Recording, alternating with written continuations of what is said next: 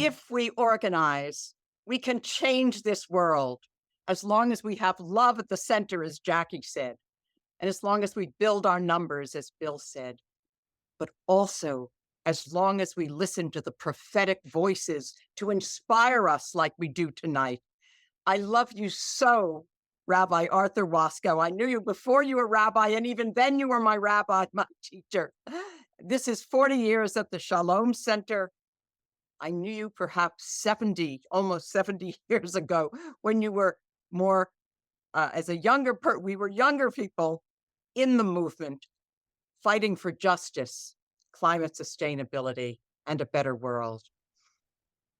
And it is important to be around prophetic voices like Bill McKibben, like Jackie Patterson, like Nate DeGroot, who will carry on this tradition, like all of you on this call. I understand there are over 230 people on this call and others listening in, and the numbers magnified.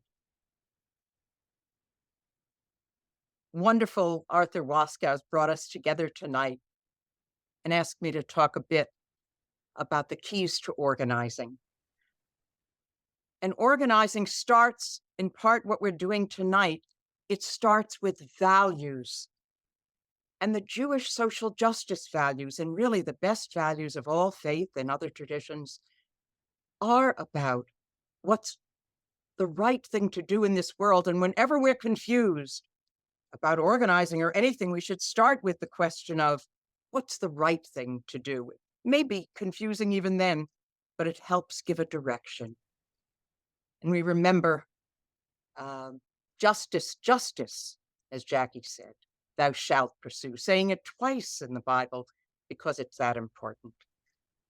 I'd say there are three keys to organizing.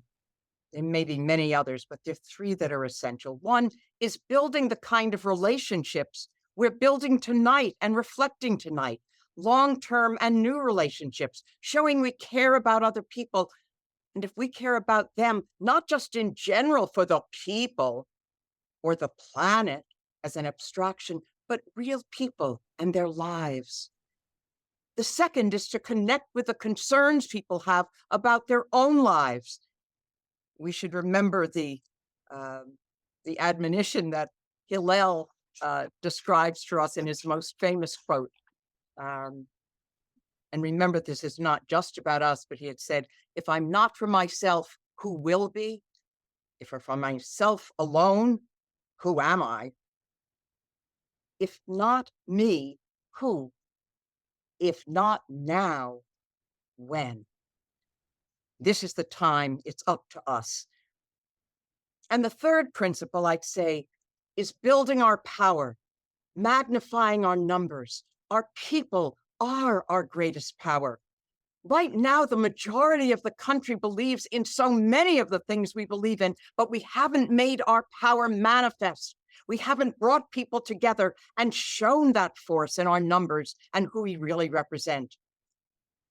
But when we've organized, we have changed this world, even when we faced enormous odds. We've made progress, but because it isn't enough progress and because we have so much further to go, we sometimes forget how far we've come.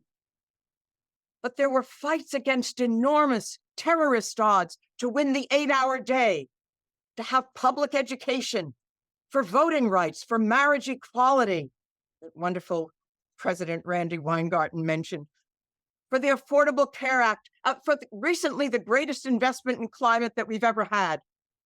It's not enough.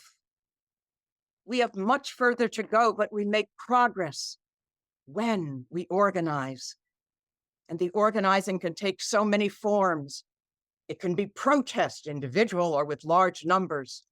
It can be in the culture or in arts, in media, social and mainstream. It can be with strikes. It can be in the legal arena or the illegal arena. It can be in community.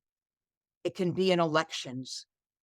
And it especially matters now in elections. We are on a knife's edge between a potential to win greater freedom and a path to sustainability, the likes of which we haven't had before, where we can face authoritarian, hate-filled, violent, climate-destroying, planet-destroying, life-destroying rule. But when we organize with love at the center, we have changed this world. And when we organize now with love at the center and carry on the tradition that you've laid out, Arthur, we will change this world.